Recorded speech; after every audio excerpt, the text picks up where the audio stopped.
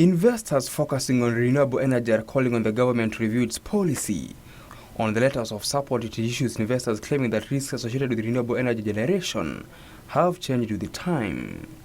Though the government says it cannot take investment risks for projects generating less than 10 megawatts, a policy on government support is being drafted to, among others, classify risks associated with renewable energy generation with a view of absorbing some of the risks. Risk evolves over time.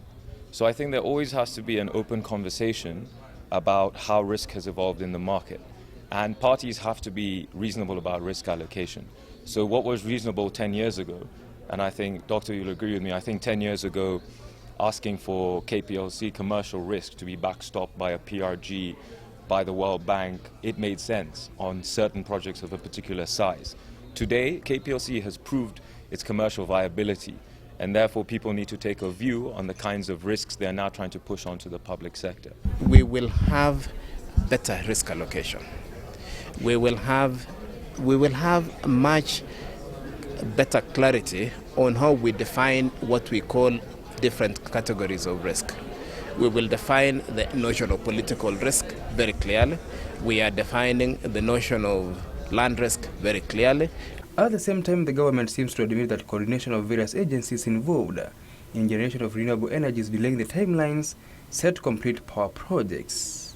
To this end, an institutional framework on government coordination is being prepared to fast-track the cumbersome processes. Policy on government support measures, and that policy will essentially clarify what the roles of various stakeholders in the project development framework needs to be, who needs to be taking what action at what point in time, and who needs to be doing follow-up actions to ensure that everybody does what they need to be doing. Though most of the energy projects are currently being developed under the Feedin tariff, that allows power producers to sell generated renewable energy to an off-taker at a predetermined rate, the government is diversifying into tendering some of their projects. Some renewable energies have got very large capacities, sometimes over 100 megawatts. How that is developed under a feed-in tariff policy framework is something that the government has been reviewing.